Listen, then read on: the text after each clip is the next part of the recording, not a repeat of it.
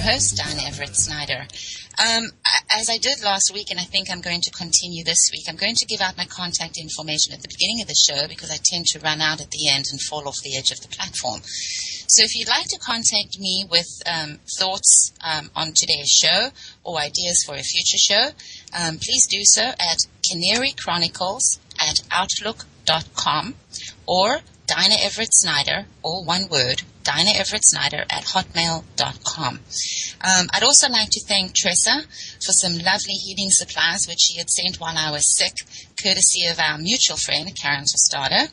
And I'd also very much like to thank Michelle, Abby, Terrence, Connor, and Scott for their heartfelt thoughts on the Kelly Thomas murder, which I discussed last week, and I will continue this week. We'll have a guest the second half of the show, and we're going to be talking about jury nullification. And also to my friend Bill for his feelings on the matter regarding the Kelly Thomas murder. And as I said, that'll be the second half of the show. Someone sent me an email, and there's a small piece that I wanted to read because it's just a great piece of wording, and it's this. It says, "We are killing to bring peace. We are legislating to bring freedom. We're standardizing education to gut it to the core of the common standard. We're standardizing medicine to kill everyone equally. So when everyone is equally in the gutter, up shit creek without a paddle, sitting in a leaky boat with chemtrails and Fukushima fallout raining down on us, who is going to save us? Whom? Because it won't be the president or the Federal Reserve, your bank or your grocer." And I just thought that was great. And someone else wrote, I had said something last week, and he quoted me, and then he went on to say, "You know, Dinah, if the measure of a nation can be seen in the way it treats its most vulnerable, then you are right. America has passed the tipping point and is headed straight down the mountain. Our vulnerable are dying. America is plummeting on the International Index of Education and Health Standards.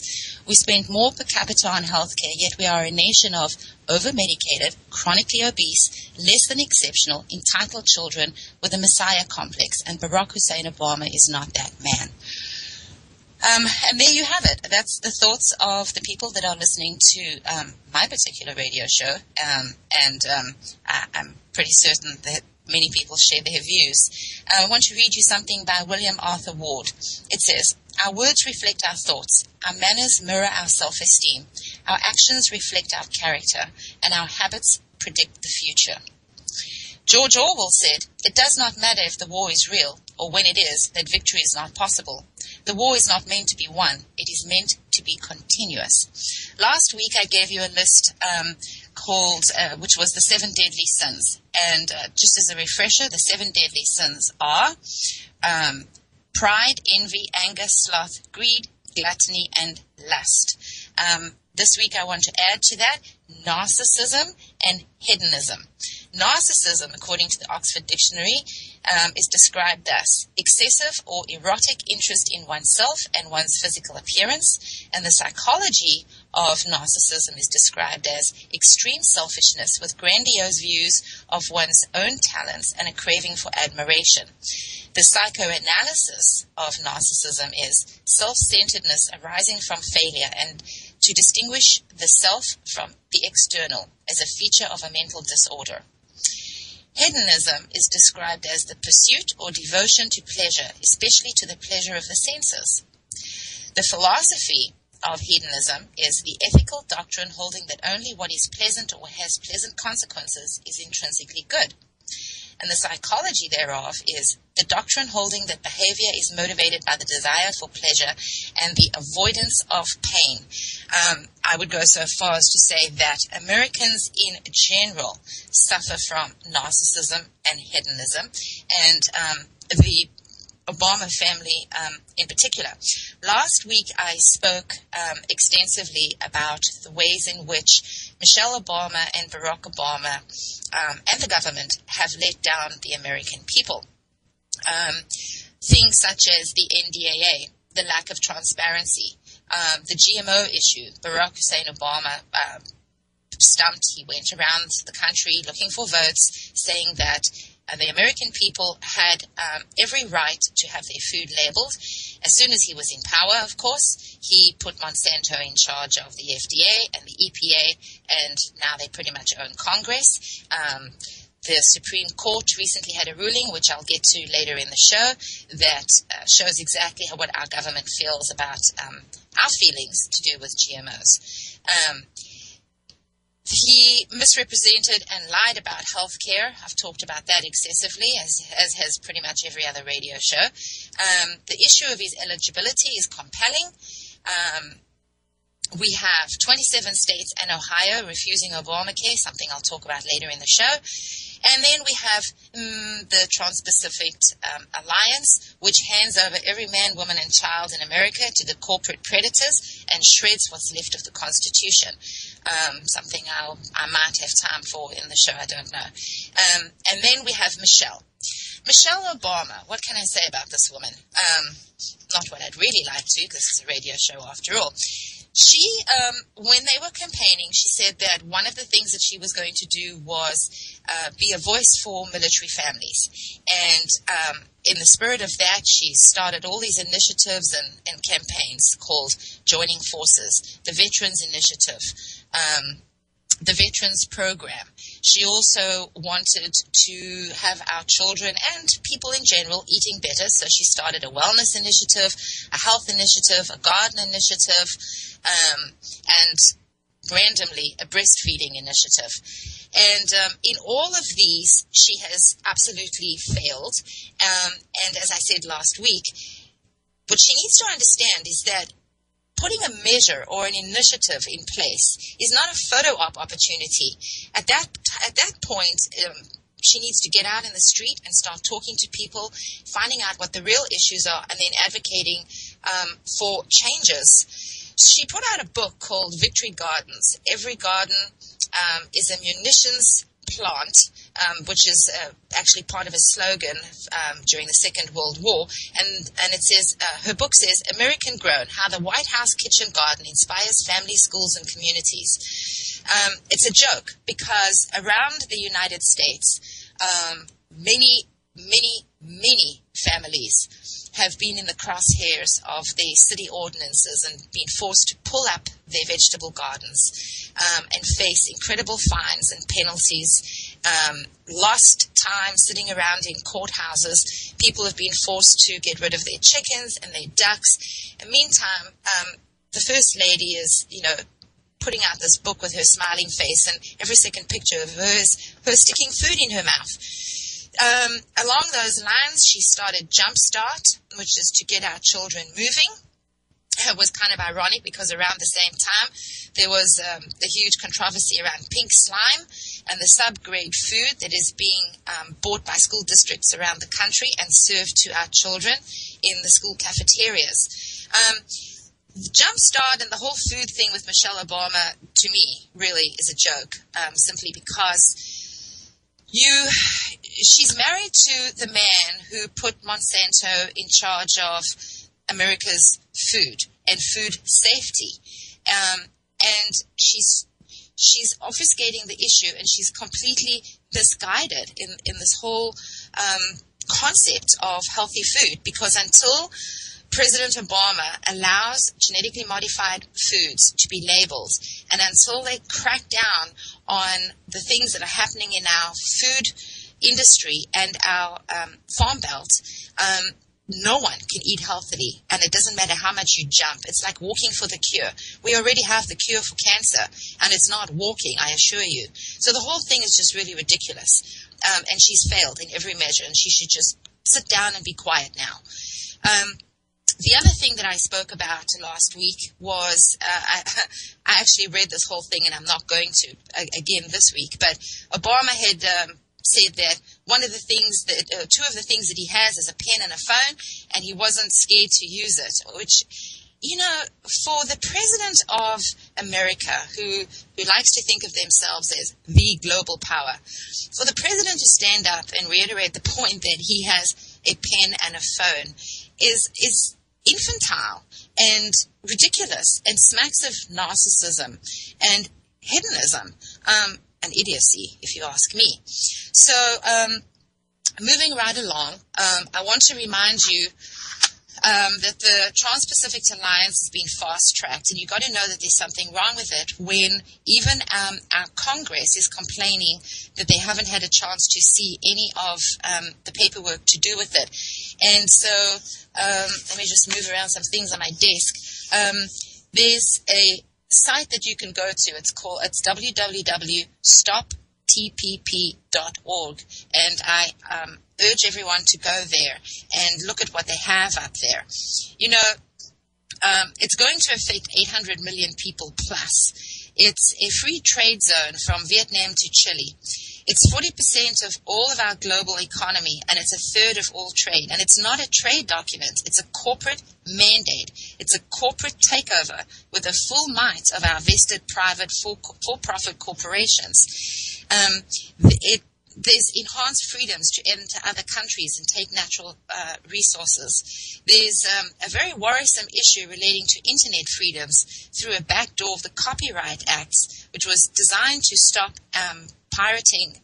It was an anti-piracy law, and it's being used and changed in order to bring about some very frightening changes to our internet freedoms.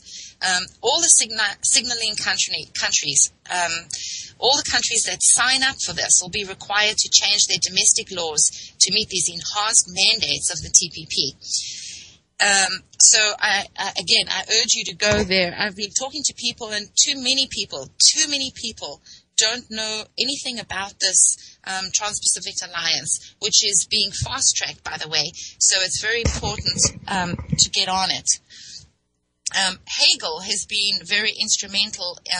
He had a huge Asia-Pacific tour last year, and something you need to know is China has been excluded from the TPP. And Hagel has been going around and meeting with far too many people that haven't been reported by our news media here in this country. The other issue with Obama that I wanted to just recap is the UN Small Arms Treaty. I talked about that excessively last week. If you haven't, please go and look that up and read it.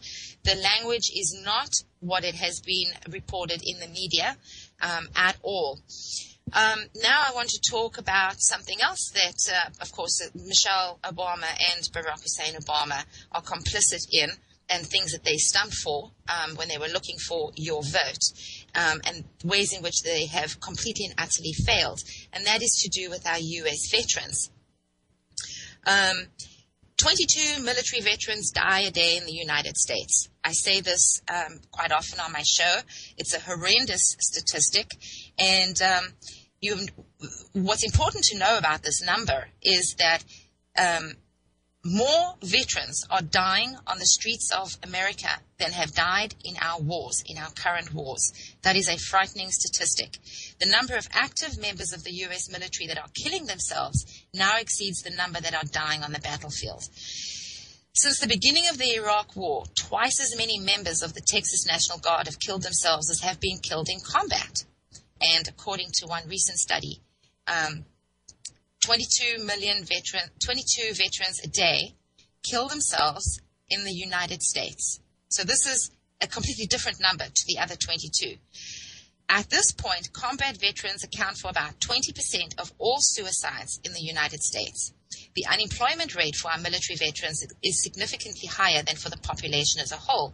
This is especially true for our younger veterans. On any given night, approximately 200,000 military veterans are homeless in the United States. All over America, monuments that honor military veterans are crumbling and falling apart.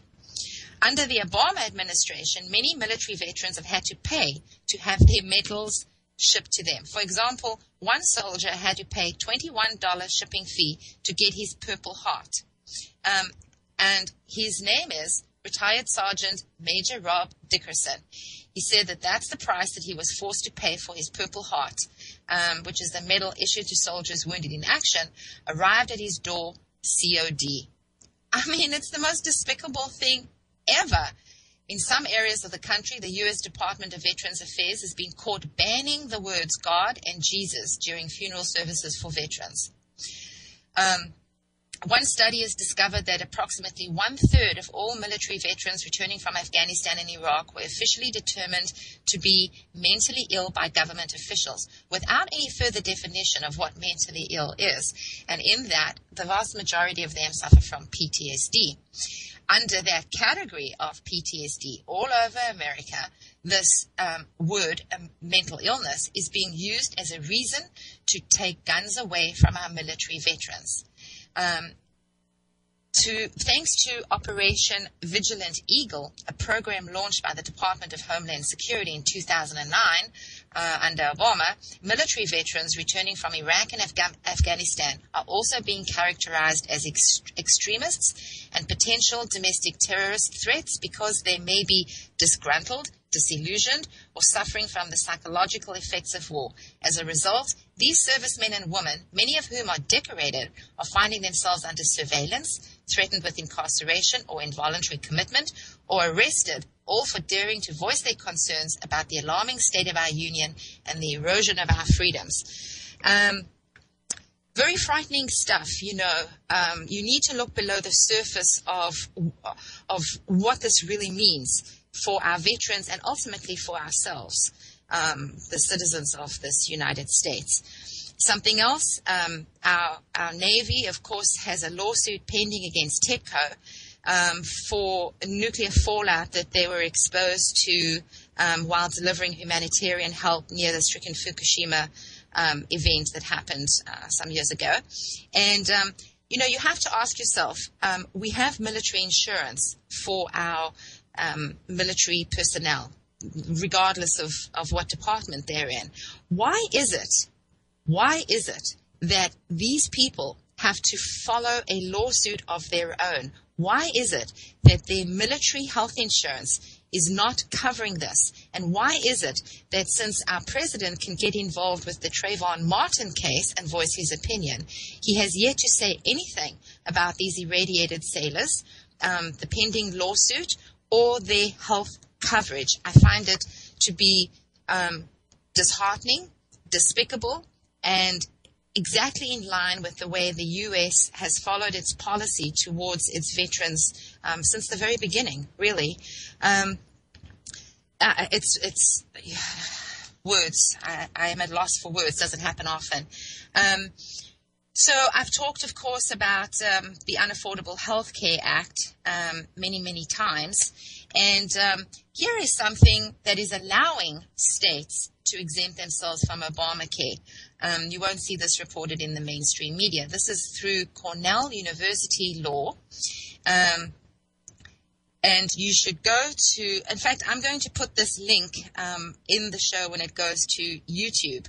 But there is a passage that says, no individual, company, business, non-profit entity, or health insurance issuer offering group or individual health insurance coverage shall be required to participate in any federal health insurance program created under this act or any amendments made by this act, or in any federal health insurance program expanded by this act, or any such amendments, and there shall be no penalty or fine imposed upon any such issuer for choosing not to participate in such programs. Despite what the media and the president has told the American public, you are not obligated to sign up for Obamacare, and I urge you to not sign up for the Unaffordable Health Care Act.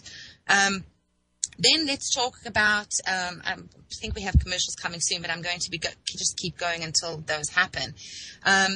Something else that I wish that the Obama administration would speak out on is the zero-tolerance policies in schools. These policies and the school administrators who relentlessly enforce them are rendering our young people woefully ignorant of the rights that they intrinsically possess as American citizens. What's more, having failed to learn much in the way of civic education while in school, young people are being browbeaten into believing that they have no true rights and government authorities have total power and can violate constitutional rights whenever they see fit. There's an old axiom that what children learn in school today will be the philosophy of government tomorrow. As surveillance cameras, metal detectors, police patrols, zero-tolerance policies, lockdowns, drug-sniffing dogs, and strip searches become the norm in elementary, middle, and high schools across the nation, America's on a fast track to raising up an Orwellian nation. one populated by compliant citizens accustomed to living in a police state and who march in lockstep to the dictates of this government. In other words, the schools are teaching our young people how to be obedient subjects in a totalitarian society.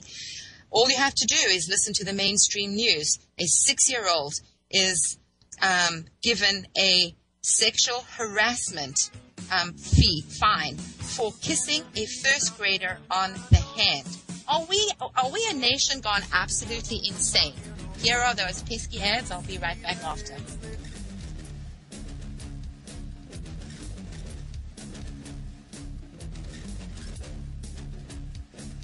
Six-year-old Colorado boy who got suspended for kissing a girl in school on the hand. So did a zero-tolerance policy go too far? ABC's Clayton Sandell has the story. 6-year-old Hunter Yelton is a thief, the kind that steals kisses. We're doing reading group, and I made no one kissed on the hand. But that kiss on the hand didn't just get him a slap on the wrist. It got him suspended for a day and a serious charge on his record. I did something wrong. I feel sorry. Hunter's mom met with the principal at his Canyon City, Colorado school and says she was told her first grader's behavior amounted to sexual harassment. This is taking it to an extreme that doesn't need to be met with a 6-year-old. Now my son's asking questions. What is sex, Mommy? It should not ever be said sex in the sentence with a 6-year-old. Hunter admits he's been in trouble before, suspended for roughhousing. We have been working with him with the classroom disruption. He's been grounded for a while. But sexual harassment? How can you do this? How can you say this about my child? Remove sexual harassment. Remove it from his record. Overnight, the school superintendent said, "Our schools do not suspend a student for just a kiss on the hand. We have intervened on behalf of a little girl who wants the unwelcome behavior to stop." Hunter is now back to school. For Good Morning America, Clayton Sandell, ABC News, Denver.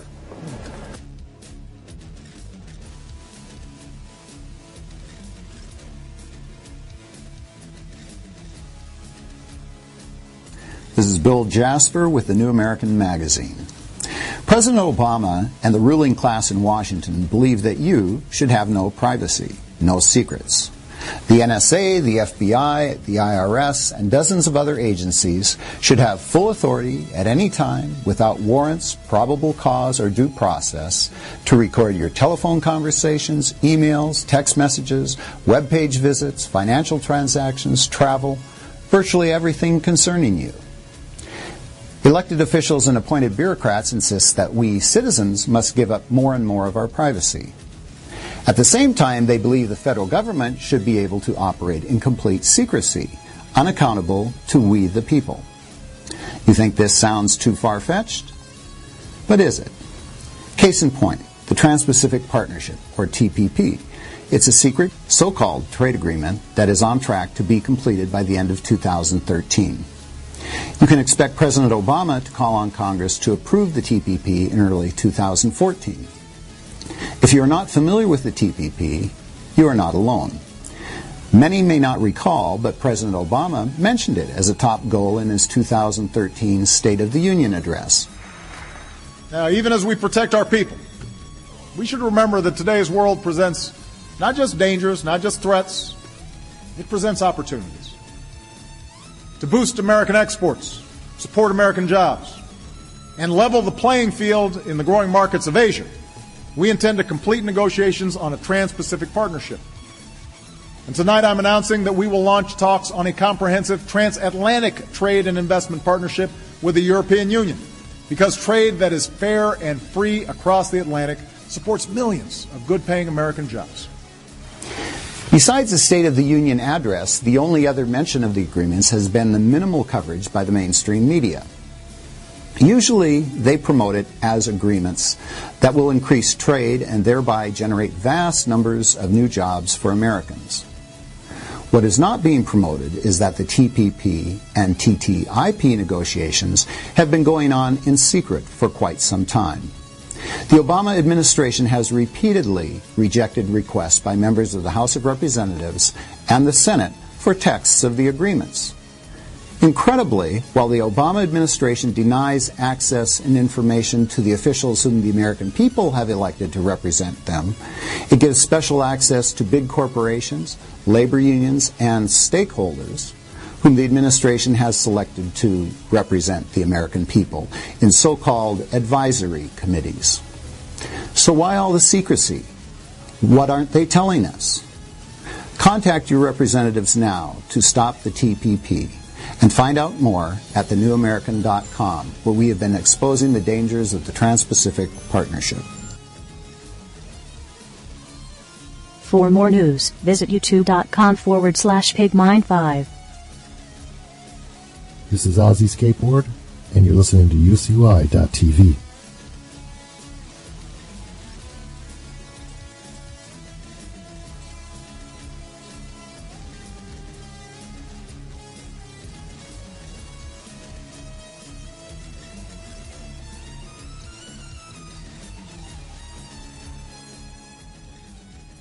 All right, let's move on with the second half of the show. We're going to talk about jury nullification. I want to read you something. In 2011, prosecutors charged Julian Hunkelman, a retired chemistry professor, with jury tampering because he stood outside the federal courthouse in Manhattan providing information about jury nullification to passers-by. The prosecutors who charged Hunkelman said that advocacy of jury nullification, directed as it is to jurors, would be both criminal and without constitutional protections, no matter where it occurred. The prosecutors in this case are wrong.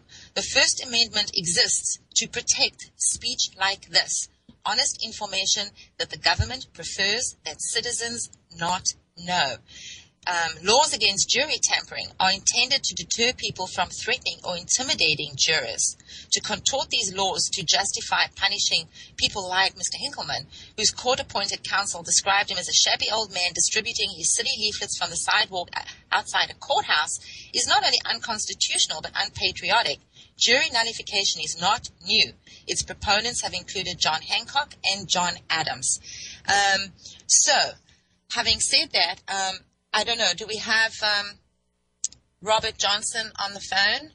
He's to be my guest. I don't think so. I think we're having some struggle with getting him. So I am just going to continue talking about this. I'll continue reading this piece.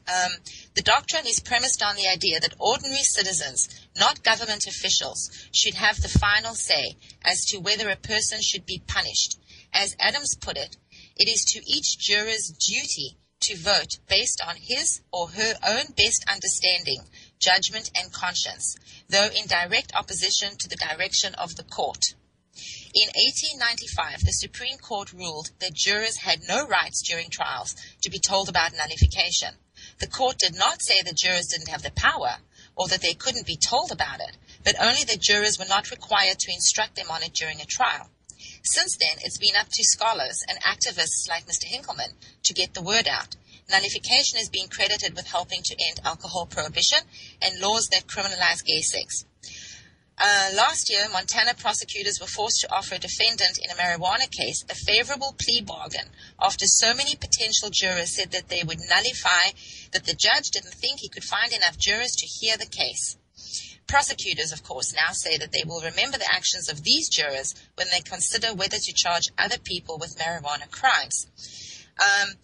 So the reason why I wanted to talk about jury nullification this week is simply because last week we spoke about the Kelly Thompson murder. And so I hope that everyone knows about this case. Kelly Thompson was a young homeless man who suffered from schizophrenia. He was known to the police officers who subsequently beat him to brain death on the sidewalk for, as it turns out, absolutely nothing. It went to trial, and the jury found these two police officers not guilty. It's a very compelling case, and it's something that has really changed people's perception of the police in general. Over the last years, of course, there's been a lot of information and a lot of news, even reported by the mainstream media, about the viciousness of our police departments across the United States. This is, of course, goes right into a book that I promote on the show called The Rise of the Warrior Cop by Rodley Balco. And it talks extensively in that book about the militarization of our police force and the training programs that are coordinated between police departments around this country and our military forces, where they have urban drills. They're training for domestic terror threats on the streets of suburbia. Now, when you train people to think like that, they are going to act that way. And the violence has been escalating frighteningly, absolutely frighteningly, and in my opinion and the opinion of many others, completely out of control. The sad thing about the Kelly Thomas acquittal is that it really now has given permission to these violent cops, these predatory cops in all these police departments. It has sent them a message that says, carry on. We have your back. That's essentially what this is.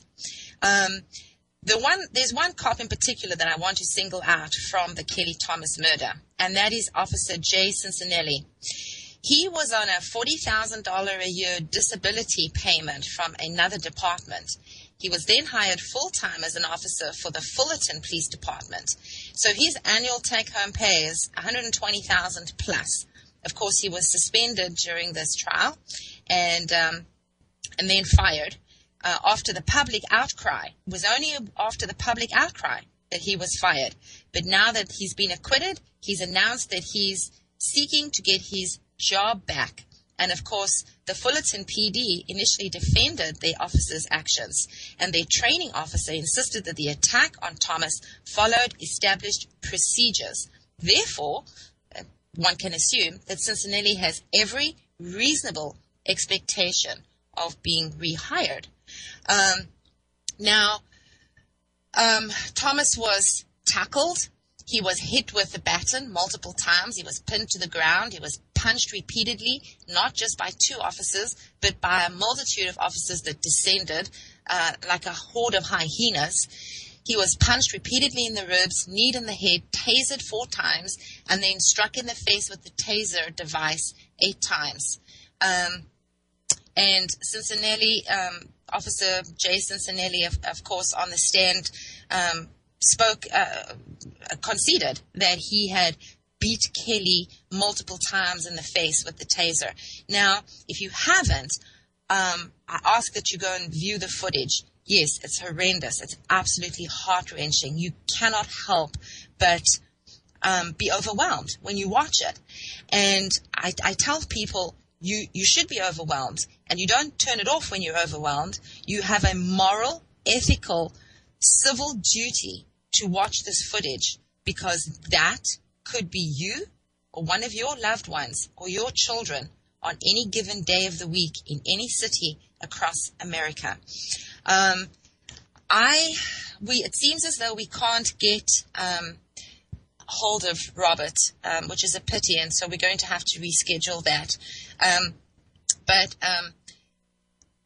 something that I had spoken about and asked, I had urged people in my social network to reach out and contact the Fullerton people involved in this case, and I gave out their numbers.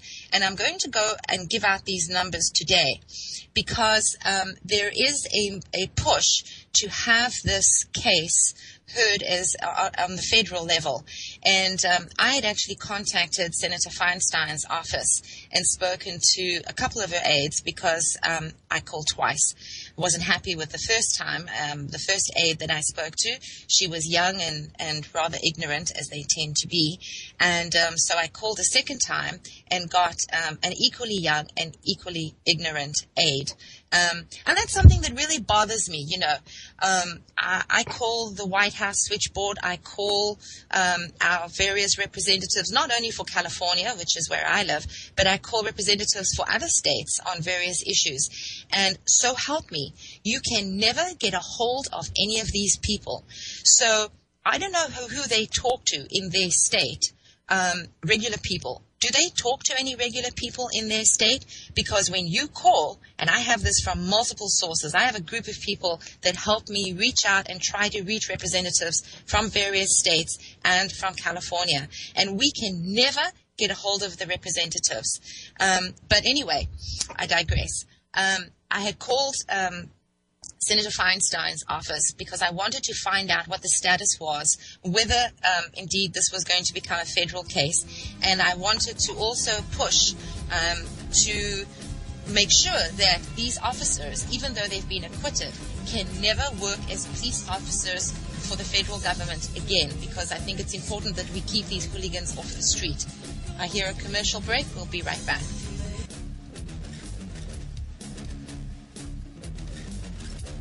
Hugs and tears as two former police officers are found not guilty in the beating death of Kelly Thomas. Good afternoon. I'm Chuck Henry. And I'm Colleen Williams. We were in the courtroom this afternoon as those not guilty verdicts came down just about 1 hour ago and only one full day into jury deliberations. An emotional end to a case we've been following now for more than 2 years. NBC4's Vicki Vargas live at the courthouse in Santa Ana. Vicki has been on this from the very, very beginning. Vicki. You know, Colleen, it was interesting. It was tense. It was difficult for everyone involved in the courtroom. Before we went inside, Ron Thomas was the first to say he had a, quote, bad feeling about what here. His wife, former wife rather, was inside the courtroom next to him. She grabbed for a box of Kleenex. She then held hands with a representative from the district attorney's office as if they knew what was coming. And then there were many tears, a lot of emotion, as the clerk read the verdict and announced that they were not guilty on all 4 counts of the former officers. Despite the fact that he's my son, I've never in my life seen something this bad happen to a human being. And then to have it happen by on-duty police scot-free. So what this means is all of us need to be very afraid now. It's carte blanche for police officers everywhere. Can beat us, kill us, whatever they want, because it has been proven right here today. They'll get away with it. They'll get away with it. They got away with murdering my son. It's just not fair, so I guess it's legal to go out and kill now. Well, the prosecution referred to as its best evidence that video which showed this beating did not convince the jury beyond a reasonable doubt that the officers had gone above and beyond their scope of duties. What became clear in the part of the defense was that this was, in their words, department policy, that it was to a T as far as what these officers had been trained to do, and that Kelly Thomas was a suspect, someone they were trying to detain, quote, not beat. Again, the officers initially, one of them pounding his hand on the defense table, relieved that he would now not be facing 4 years behind bars. That was Jay Cicinelli. The other former officer, Manuel Ramos, waited for the jury to leave. He then leaned over and hugged his defense attorney. Now, there was a lot of security in that courtroom, at least a dozen bailiffs. Everyone involved was then let out in back doors. We did hear, as you saw, from Kelly Thomas's parents. We also heard from the prosecution, and they made a very surprising announcement regarding the third officer whose trial is about to begin. We will tell you more about what this verdict has as far as an effect on that particular case and have more reaction coming up at 6 o'clock. Live in Santa Ana, I'm Vicki Vargas, NBC4 News. This is the surveillance video. It was a violent beating that ended with a homeless man dead 5 days later. This is what it looked like in court today. 2 former Fullerton police officers acquitted on all charges in the death of Kelly Thomas. Now, we first brought you the verdict at 4 o'clock this afternoon when it was read in court. We're going to go back live to Vicki Vargas in Santa Ana. She has reaction from both sides in this very emotional case. Vicki. And that it was, Colleen. There was a lot of tension in that courtroom leading up to the moment when the clerk finally read those verdicts. But the 2 words we heard from the officer's lawyer tonight, relieved and thankful. He is describing their reaction. These are officers who literally broke down as those verdicts were read. There was a loud bang on the defense table, which you might be able to hear on the video. just at the moment as Jay Cicinelli was acquitted of both involuntary manslaughter and use of excessive force. The jury delivered the same not guilty verdicts for Manuel Ramos, who was facing 15 years to life in prison. Instead, it appears the jury agreed with the defense that both officers were doing what they were trained to do. Lawyers telling us that there was no malice involved, that they were simply detaining a suspect. Now, prosecutors have said it was the officers' actions that led to Kelly Thomas's death, a homeless, mentally ill man accused of initially breaking into cars at the Fullerton Transportation Center. There was mail found in a backpack. Initially, they thought it had been stolen. They claimed Kelly Thomas tried to run away, and that at one point, he actually tried to take a taser gun.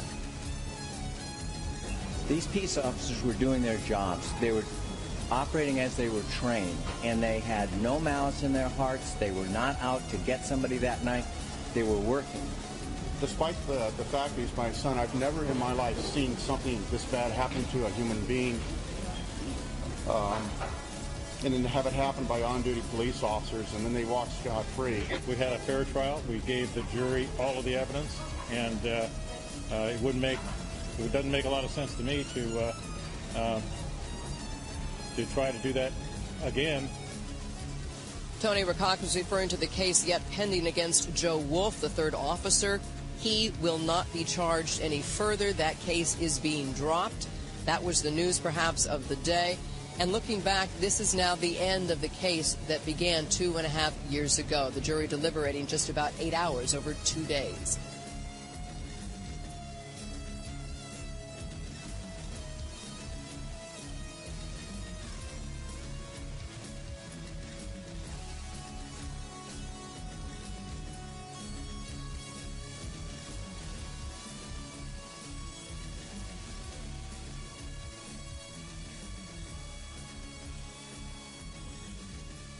On January 14, 2014, former Fullerton Police Department officers Manuel Ramos and Jay Cicinelli were acquitted of charges in the July 2011 beating death of Kelly Thomas, a 37-year-old schizophrenic drifter. Although the not guilty verdict was a shock to supporters of the Thomas family, what may have stung even more was Cicinelli's statements to an Orange County newspaper, saying he would seek his job back with the Fullerton Police Department. "I was wrongfully terminated," said Cicinelli to the paper. "How do you argue with a jury of 12 who all agree on the same thing?" Residents and supporters showed up at Fullerton's City Council meeting January 21st to let the City Council members know how they felt about Cicinelli's rehiring. If this guy gets rehired, it's not going to be good for the city at all. Please do not hire those officers back. Really, really urge the five of you to definitely not let Cicinelli back here. He's just not wanted here. His damage has been done. Police Chief Dan Hughes was in charge of firing Cicinelli in July 2012, a year after Kelly Thomas's death. I understand that one of the officers has alleged that I have wrongfully terminated him and that he wants his job back. I want this community to know that I am confident in the decision-making that I have made regarding these former officers, and I intend to vigorously defend my position and my decisions in each and every step of the employment grievance process that they have. The tricky thing here is that although Hughes has stated multiple times that he will fight to keep Cicinelli from regaining employment with the department, Cicinelli may pursue a lawsuit to regain his job. But that only happens if an arbitration process falls apart. Cicinelli will have to make his case to an arbitrator who would make a recommendation to the city. City council members would then vote on whether to rehire him. If you vote to put him back on the force, he will be out of the job. He absolutely will.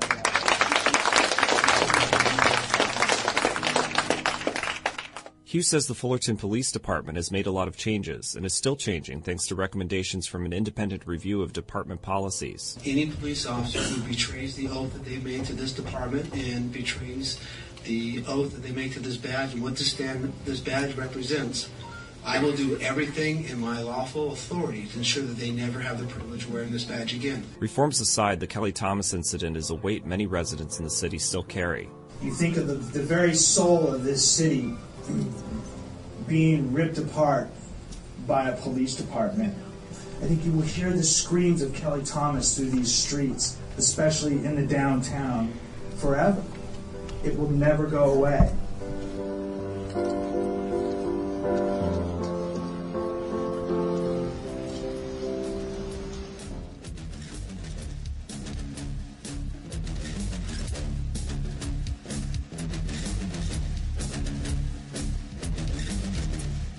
For more news, visit youtube.com/pigmind5. This is Ozzy Skateboard, and you're listening to UCY.TV.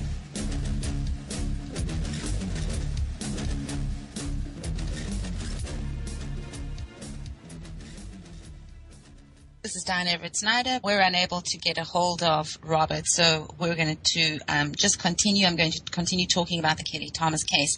I had mentioned before the break that I have called Senator Feinstein's office to find out what the status was on pursuing this as a federal case, and also to push for having these particular police officers involved with this incident never be rehired as police officers anywhere in the United States ever again. I think that aides in political offices are hired for their youth and their ignorance, because neither of the aides that I got a hold of admitted to knowing anything about the Kelly Thomas case, which I find hard to imagine. And the first one that I spoke to told me to write a letter to the senator, and I would be, and they would respond to me through the appropriate channels. I mean, you have to love it. Then I called the police department and the Fullerton Police Department, and tried to get a hold of the police chief, and was stalled. Couldn't get a hold of him. And my computer is down right now, which usually happens when I'm on the radio. So if I try and get out of this window to get the numbers, then I'm going to lose everything. So I was going to give out the numbers, but well, actually I have it written down somewhere else. Hold on a second. Okay, here you go. The Fullerton Police Department number is 714, that's the area code, 738-6800. And the police chief's name is Dan Hughes, and his direct line is 714-738-6825. Now, I urge everyone to be polite, but I urge people to call and let the police chief know that we don't want police officers who behave in this manner policing the streets of our country. Fullerton has been under attack by civil protesting, and actually made it illegal for protests for a while. I don't know if that order is still standing. The Fullerton City Mayor is Doug Chaffee, and you can reach him by going through this number, 714-738-6311, and that is the main office. So you can reach the city council members themselves, or you can go to their website and target them specifically. And I mean target in a nice way, not target them. Yikes. Let's see if there's any other numbers. Yeah, I should probably not give out Jason Sinelli's number. He's probably got enough troubles right now. I want to read part of a letter that I got, an email that I got from someone, and regarding the whole Kelly Thomas murder, which I spoke about last week, and this was one of the responses. I can't imagine the boy is calling for his father to come and help him. This is a basic instinct for a young man who wants his father to know how he's being mistreated, and then praying that he comes to help like he has perhaps so many times before. To me, this is unreconcilable, and these snakes need to be shot on sight. They are not men, not even a beast. For who would want to carry on beating and kicking a poor boy inside a man's body? This is incredibly demoralizing to watch. Not to mention our tax dollars are paying these fat pig salaries. They are reptile-brained morons, and they give these people a badge, a gun, and sticks and a taser. How do we continue as a nation when we give dumb shits like this authority to kill? I notice Obama didn't speak out either, because I guess the guy was the wrong shade. So much for compassion and any sense of fairness. Shows how monolithic and binary the leader of the free world really is. That's one of many emails that I got regarding this case. Someone else wrote, I can't believe that this man repeatedly screamed, "I'm sorry, help me, Dad," and then ultimately, "I can't breathe," and these officers continued beating on him like a pack of hyenas. Now, when you watch the video, you notice that the paramedics assisted a police officer with a sidewalk graze to his elbow before assisting Kelly. The police officers afterwards stood around and joked while Kelly lay inert, handcuffed, and according to the coroner's report, already brain dead from the beating that he had sustained. Some other things is that the officers were allowed to review footage of the incident before they wrote their report later that evening. The police chief then resigned as a result of this. And subsequently, we discovered during the trial that the police lied, the hospital lied, the coroner lied, and the jury followed the judges and the legal team instead of thinking independently for themselves, which is why it is so incredibly important that we talk about jury nullification.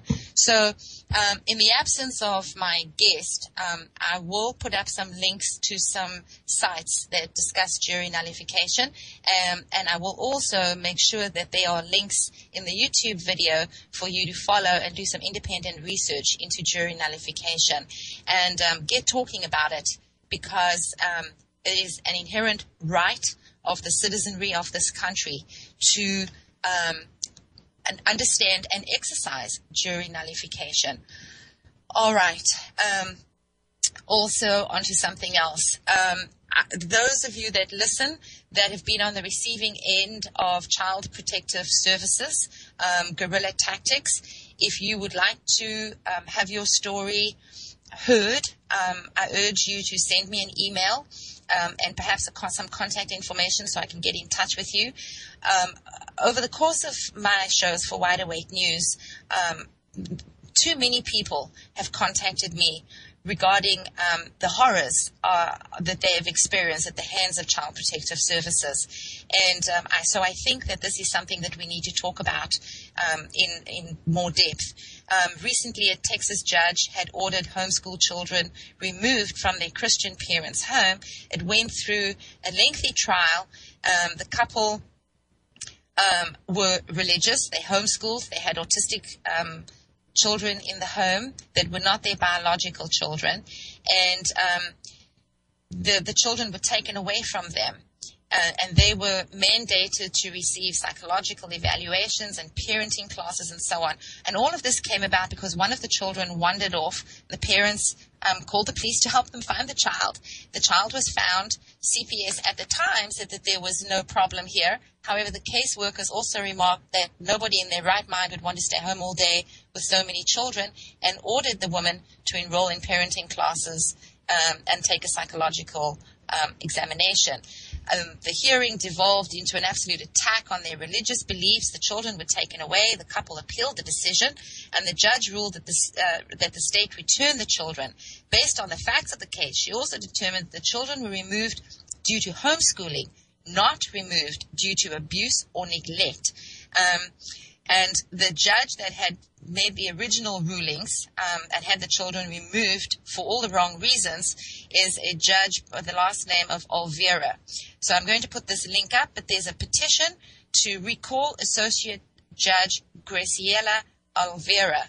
And you can read more to do with this case at this petition site. And I think that it's time that we start removing these people that are not working in the interest of our children and not working in the interest of their office, but working against we the people of the United States of America. And that means that you have a civic duty to get involved. We've been apathetic for far too long. Unless something directly touches us, we feel that it's beyond our control. And what people need to understand is there's more than 300 million of us and just a small pool of them. And until you get involved, even if it's locally, get involved. Until you do that, these sorts of things are going to continue. And something else, we have more and more SWAT teams raiding sustainable communities. More and more we have SWAT teams raiding private homes that are growing food crops in their yards. We have SWAT teams descending on private homes to remove their chickens and their ducks. This is an absolute abomination. And anyone who would like to send me an email detailing their story about being under attack from their city council or their homeowners association regarding the growing of food or the owning of chickens or ducks for eggs, please send me an email and let me know. These are upcoming topics for my show, and the more details I have from people like you, the more balanced the show can be. And on the spirit of that, again, for the first time ever, I think I have enough time at the end of the show to give out my email information.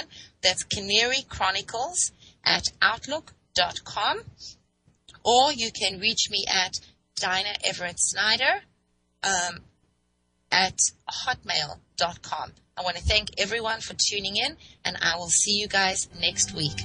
Thank you and goodbye.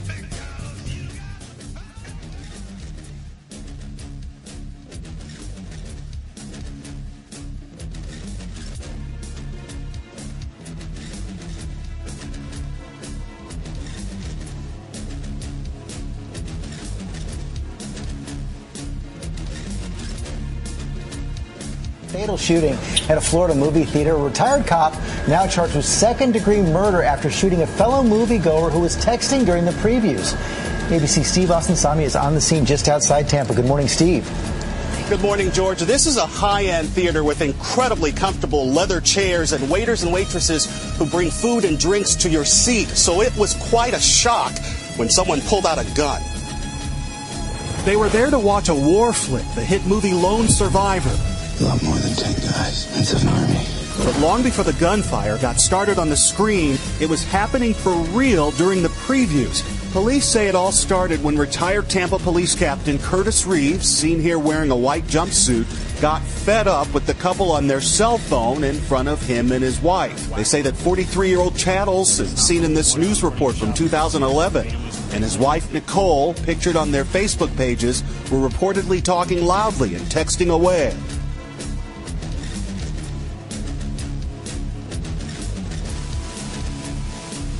For more news, visit youtube.com/pigmind5.